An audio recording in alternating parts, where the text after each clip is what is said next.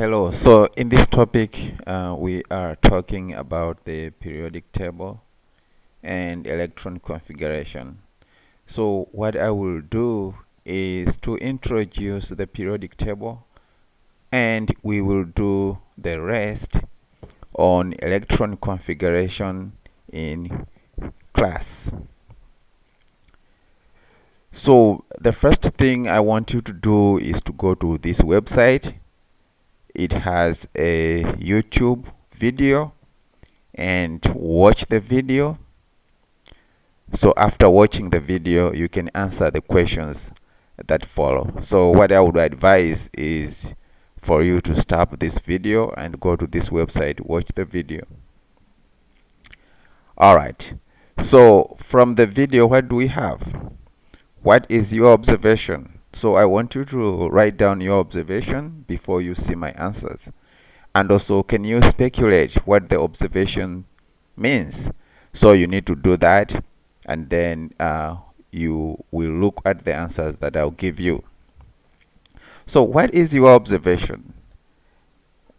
My observation is that I see the flame, it gets more explosive when I move from lithium to cesium.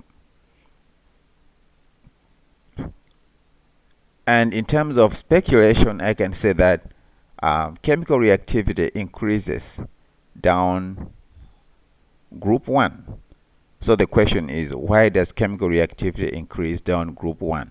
That's what we are going to see, to observe, or to explain in this video.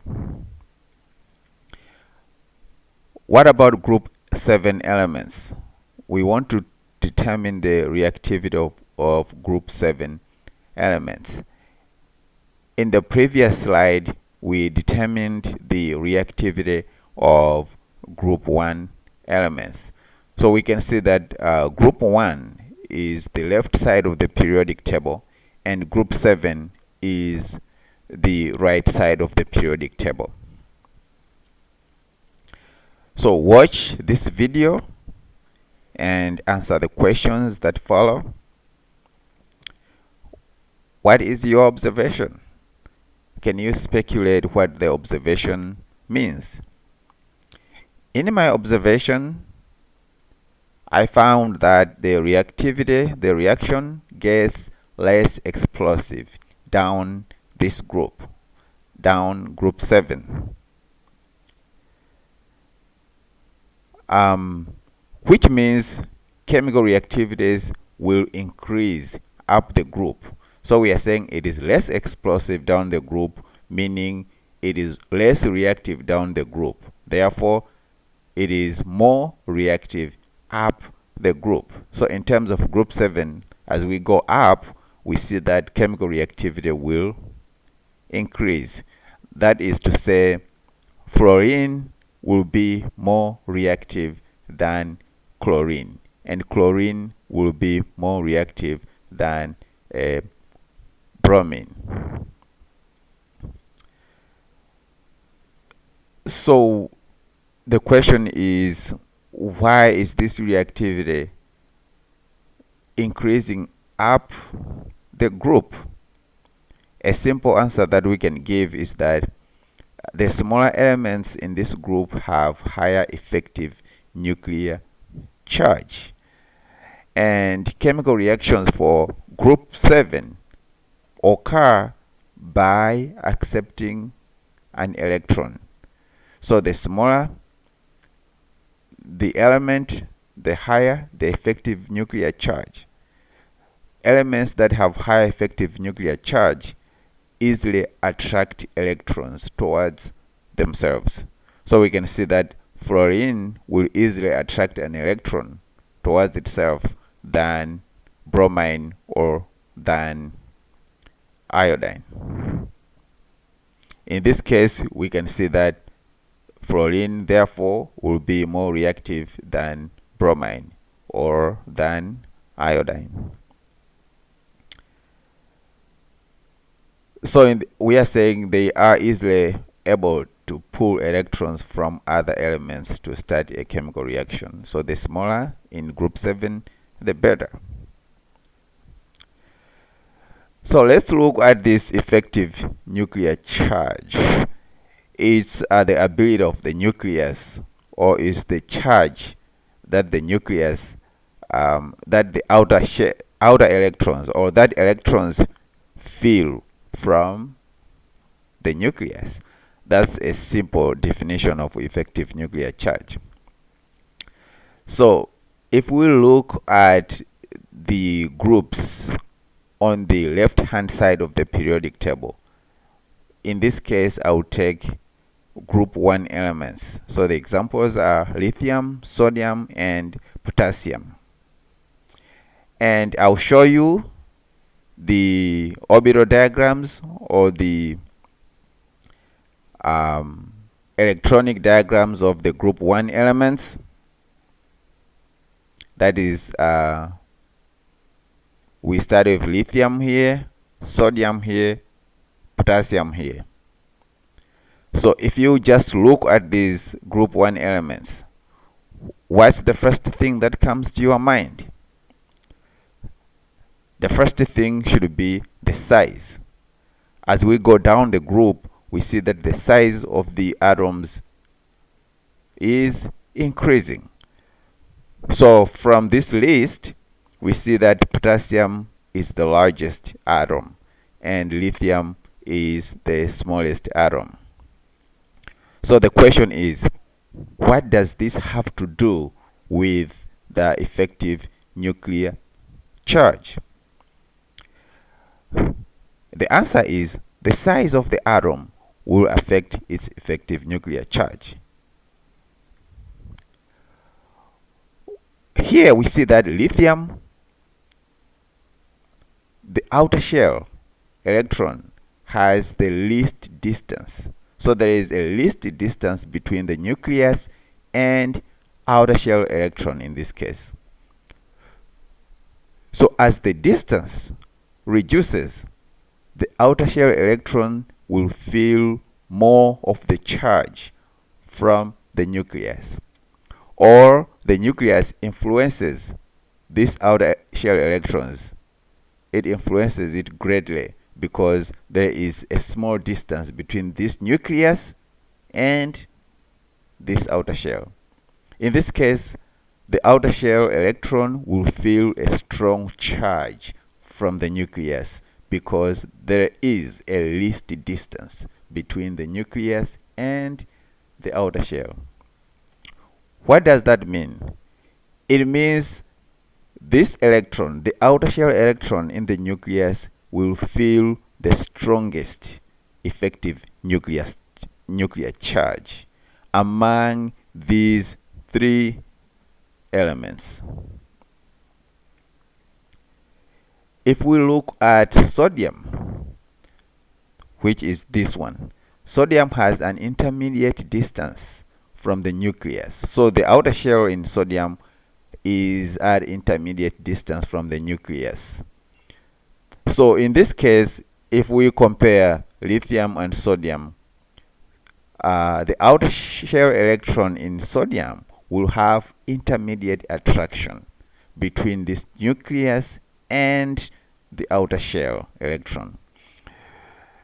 So the attraction reduces if we compare lithium and sodium. Sodium outer shell electron has less attraction from the nucleus than a lithium outer shell electron, because in sodium we have increased distance between the nucleus and the outer shell. Now if we look at potassium, potassium has the largest distance between nucleus and its outer shell. Therefore, we expect a weakest attraction between this nucleus and the outer shell because of that distance. Because the force of attraction depends on the distance between the nucleus and the outer shell electrons. Another thing that we look at is what we call shielding. So the inner shell electrons shield the outer shell electrons from the attraction of the nucleus. Now let's look at here lithium.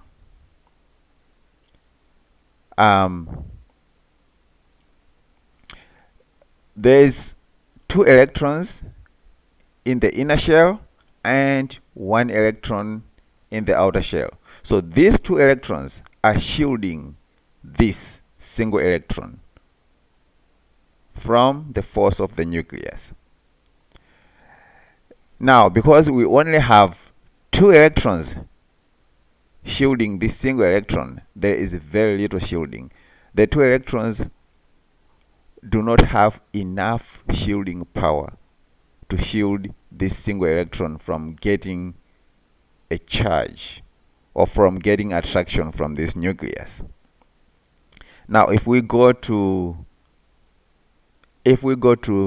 sodium, we see that now the shielding is increasing.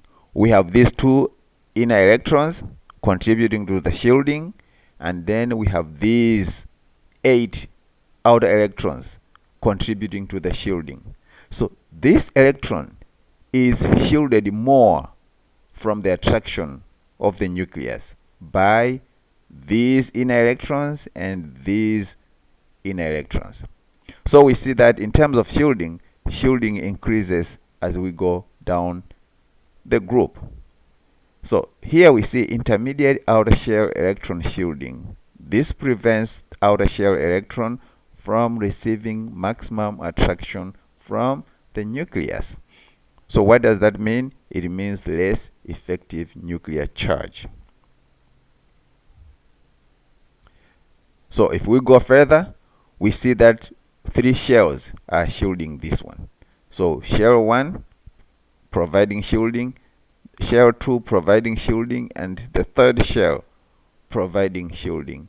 So here we see that the outer electron is very shielded from receiving maximum attraction from nucleus by the inner electrons. So the more shells inside, or the more inner shells we have, the more shielding we have.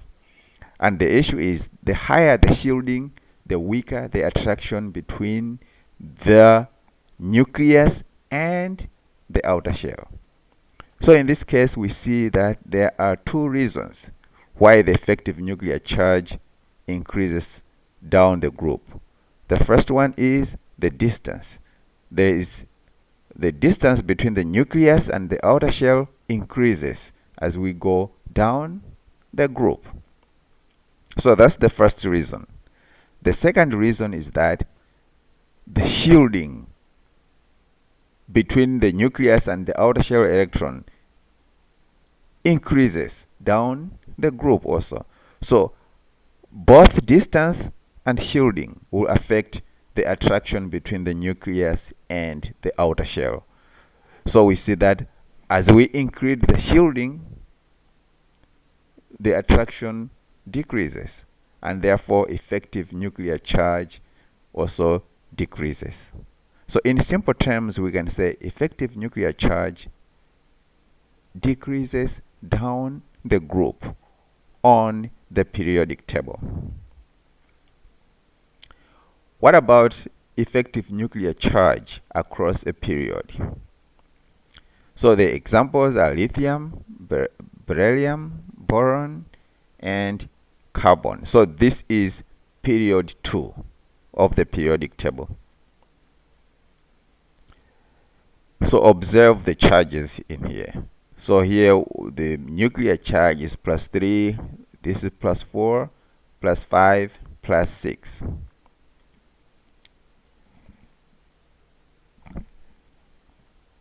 From this list, lithium has the highest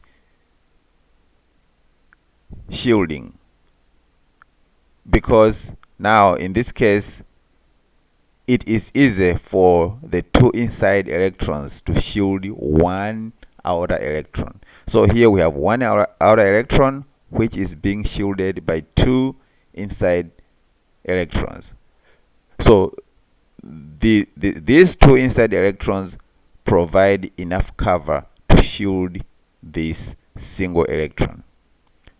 Now, if we go to beryllium, we see that we also have two inside electrons here, but now these two inside electrons are shielding two outer electrons. So in this case, the shielding is distributed, not on a single electron. Now it is distributed between two electrons. So in terms of numbers, we may say that, you know what, an electron in beryllium is receiving half shielding than an electron in lithium, because an electron in lithium is shielded by two electrons, two inner electrons, while an electron in beryllium is effectively shielded by maybe a single of these two electrons. As we go further, we see that we still have two inner electrons in boron, but now these two inner electrons are shielding three outer electrons, and in that case their shielding power decreases.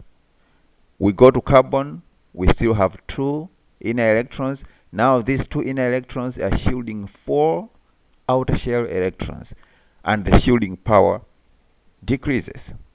So in simple terms, we see that lithium, from this list across this period, that is from left to right, lithium has the least effective nuclear charge among the four elements.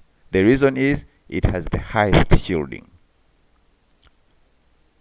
On the other hand, carbon has the least shielding, because it is more difficult for the two inside electrons to shield four outer shell electrons from the force of the nucleus.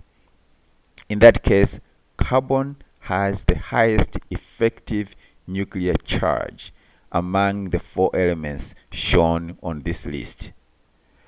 So in simple terms, the +3 charge inside lithium nucleus is not as strong as the +6 charge inside the carbon. So the outer electrons here receive more charge than this outer electron on here, because this is effectively shielded, while this one does not have an effective shielding. So we can say that across a period, the effective nuclear charge increases because the shielding decreases.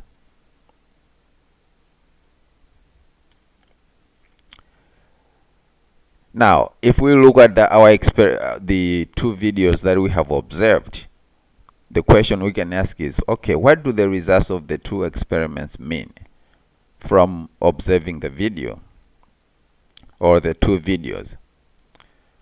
What happens to reactivity of elements, or what happens to the chemical reaction of elements down the group? So when we say down the group, we need to specify on the left side of the periodic table,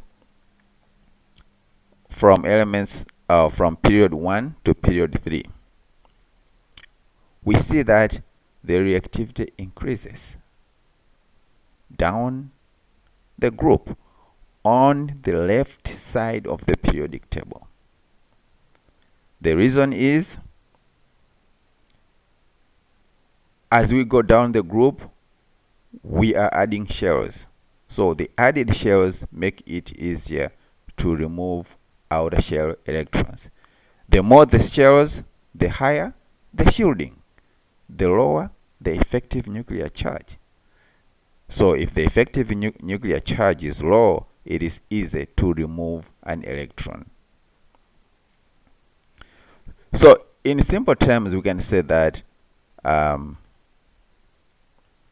in this list, the rubidium is more reactive because it can lose an electron more easily. So it's easier to lose an electron in the RB than losing an electron in lithium, because this one has the lowest effective nuclear charge. Reason, it has more shells, go to the outer shell, and then it is effectively shielded. We can also say that in this list, lithium is the least reactive element because it doesn't lose an electron very easily. So for group 1, lithium has only 2 shells. So its distance, the distance between the nucleus and the outer shell, is really small. And it is not as effectively shielded as the rubidium. What about down the group on the right side of the periodic table? We see that down the group on the right side of the periodic table, reactivity decreases. So why does this occur? So the added shells on the right side of the periodic table will decrease the effective nuclear charge, and this will cause the reactivity to decrease. We need to remember that on the right side of the periodic table, reactivity occurs when an element grabs electrons. So as we go up the group, it's easy to grab an electron because up the group we have high effective nuclear charge. Something that has high effective nuclear charge can easily grab an electron from another element. So in simple terms, in this list, fluorine will be the most reactive because it can gain an electron easily. While in the same group, we say that iodine, from the list that is, iodine is the least reactive because it does not gain an electron easily. So we can see that the left side, they react by losing electrons. So if something can easily lose an electron, it becomes more reactive. While on the right side of the periodic table, reactions occur by gaining electrons. So if something can easily gain an electron, it becomes more reactive. That's what we are saying. So important statements that we can get from this discussion are that metals react by losing electrons. So we are talking about groups 1 to 3. And group 1 to 3, it is easy to lose electrons down the group. Therefore, it will be more reactive as we go down the group. In simple terms, potassium will lose an electron more easily than lithium. Therefore, potassium is more reactive than lithium. For nonmetals, nonmetals react by gaining electrons. That is groups 5 to 7. In that case, it is easy to gain electrons up the group. What this means is that fluorine will gain an electron more easily than iodine, and therefore fluorine will be more reactive than iodine. What about across a period? Group 1 to 3. For group 1 to 3, as we go across a period, that is from left to right, we will see that reactivity will decrease. The reason is as we go across a period, the effective nuclear charge increases. So whenever the effective nuclear charge increases, the element does not want to lose electrons. So in simple terms, it is difficult to lose electrons across a period, or as we go from left to right. The right side, it is difficult to lose electrons. So the right side would like to gain electrons. So in this case, we say lithium loses an electron more easily than aluminum. Then lithium will be more reactive than aluminum. Now, when we talk about group 5 to 7, we see that the non-metal side, we see that reactivity will increase. The reason is it is easy to gain electrons across a period. So fluorine will be more reactive than oxygen, or fluorine will gain an electron more easily than nitrogen. Therefore, fluorine will be more reactive than nitrogen.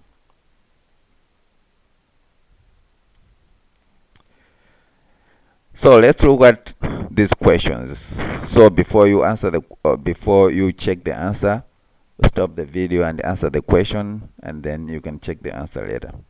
So which one is the most reactive among the elements below? So we have S, Se, Te, and O.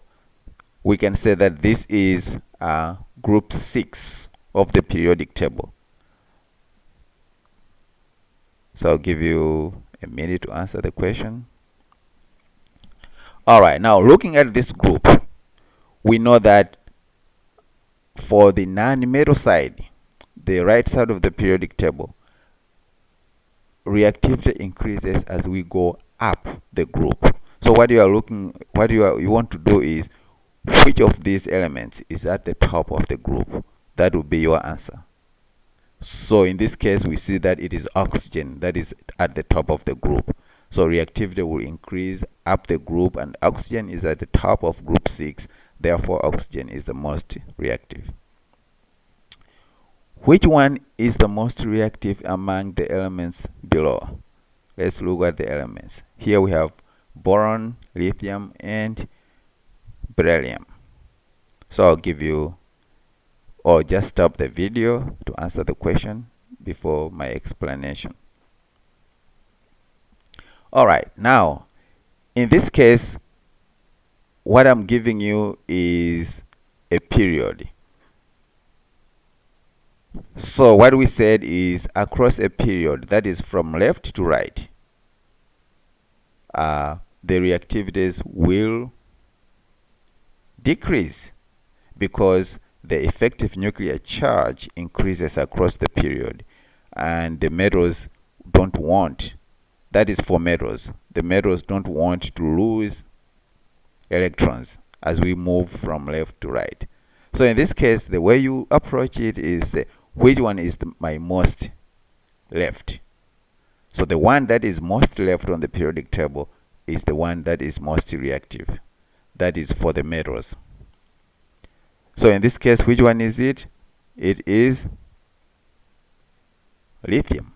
So lithium is on the leftmost of the periodic table, and therefore it can easily lose an electron, and therefore is the most reactive amongst the elements that we are given here. Which of the elements react most? So this is what we are given. We have phosphorus,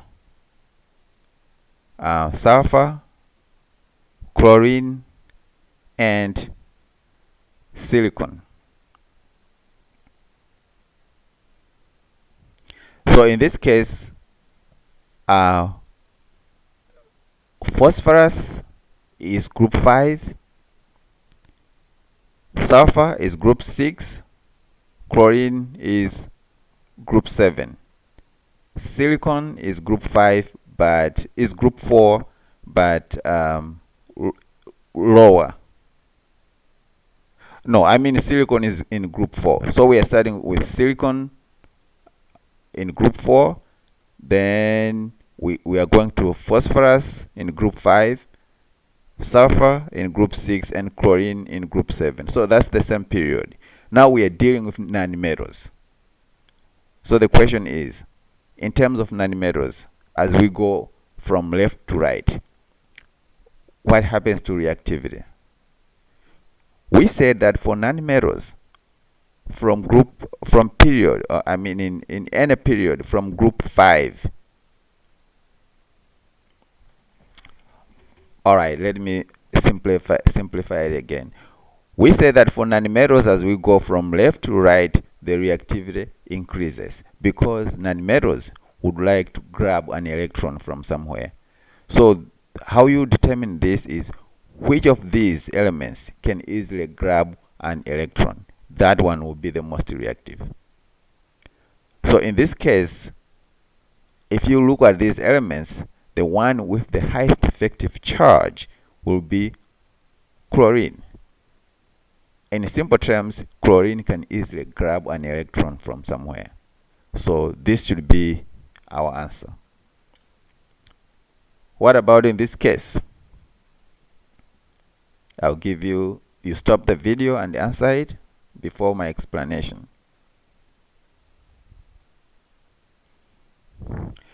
Now, if you look at these ones are group 1 elements. And I said before, as you go down the group, the reactivity increases. So what you want to do is to go check on your periodic table and see which one is at the bottom of the periodic table among these. And you will see that it is the cesium that is at the bottom of the periodic table for group 1 elements. So this one will have the highest reactivity. So take note of this. Now let me go to some characteristics of the periodic table. I'll start with periodic table and atomic radius. So in simple terms, as we go down the period, as we go down, not the period, as we go down each group, as we go down here for each group, the atomic radius increases. So we can say atomic radius increases down the group. The reason is we are adding shells. So as you add shells, the atomic radius should increase. Here, as you go across a period, that is from left to right, the atomic radius decreases. The reason is as you go across a period, we have higher effective nuclear charge. So from left to right, the effective nuclear charge increases. So when that happens, the nucleus pulls the shells inwards. So the nucleus will pull the outer shell towards itself more on the right side than on the left side. So in this case, the effective nuclear charge is important. That's why lithium has a bigger radius than fluorine, because fluorine has a lot of attraction between the nucleus and the outer shell, such that the outer shell is pulled towards the nucleus and therefore reducing the atomic radius. So you need to know what happens as we go down to the atomic radius and what happens as we go across to the atomic radius. And you also need to know the reasons. Why is this happening? So in simple terms, we say atomic radius increases down the group and to the left of the periodic table. So the atomic radius will increase this way and increase this way. What about electronegativity? So first, we will define what electronegativity is. Electronegativity is the ability of an atom to attract electrons towards itself in a chemical bond. So in a chemical bond, there are like two elements. Each of them will be attracting will try to attract the electrons. So electronegativity is the ability of each of those elements to attract the electron towards themselves in that chemical bond. So in terms of the periodic table, the electronegativity increases as we go up the group.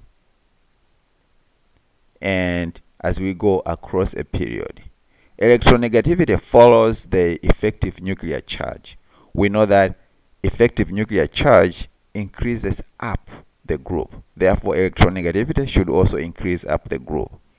The same thing, we know effective nuclear charge increases across a period. Therefore, electronegativity will also increase across a period. So check the numbers here. Electronegativity is given as numbers. And here we see fluorine has the highest electronegativity on this periodic table.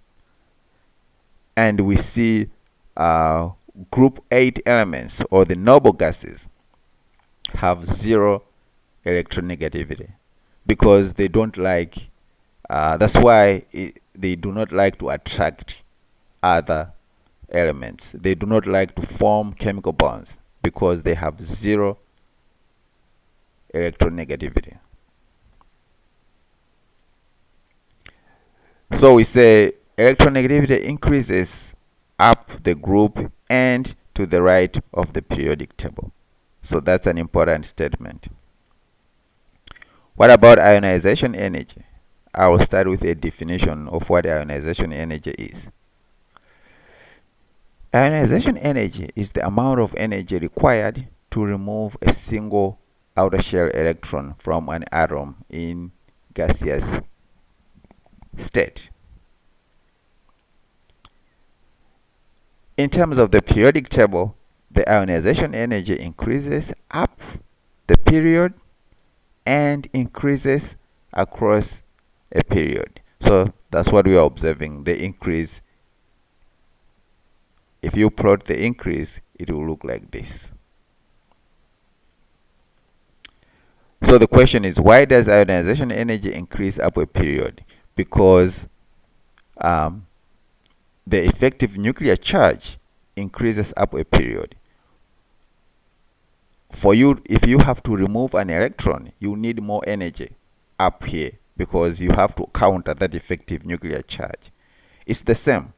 Effective nuclear charge increases this way. Now, if you want to remove an electron, you have to add more energy to counter that effective nuclear charge. So ionization energy therefore increases up the group and to the right of the periodic table. Then we have what we call metallic character.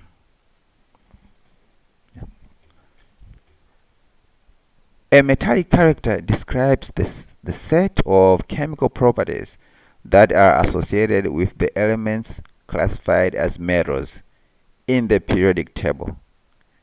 And it depends on the ability of an element to lose its outer valence electrons or outer shell electrons. So the metallic character increases down the group, and the non-metallic character increases up the group.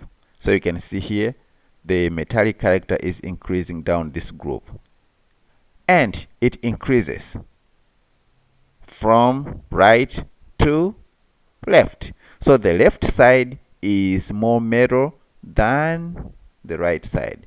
That's why non-metals are found here, because the non-metallic character will increase this way. The metals are found here. And you can also observe that metals are found down here. Most metals are found down here. You can see, although this part is for non-metals, but down the periodic table, you have metals because the metallic characteristics increase down the group and to the left of the periodic table. So in simple terms, we say metallic character increases down the group and to the left of the periodic table. Then we have the last one that we call electron affinity. So electron affinity is the energy when a neutral atom acquires an electron in gaseous state. Specifically, this is given for one more of atoms and electrons. So in terms of electron affinity, we see that down the group, electron affinity decreases and it increases from left to right. So we have low electron affinity here, high electron affinity here. So it means both ways. Going this way, high electron affinity, and going this way, high electron affinity. Going down here, low electron affinity. Going this way, low electron affinity. Because it's easy for the nanometals to grab electrons from somewhere. It's difficult for these to grab electrons from somewhere because they have low electron affinity. So if we add everything that we have, we'll say that electron affinity increases this way and this way. Ionization energy increases this way and this way. Metallic character increases this way. Non-metallic character increases this way.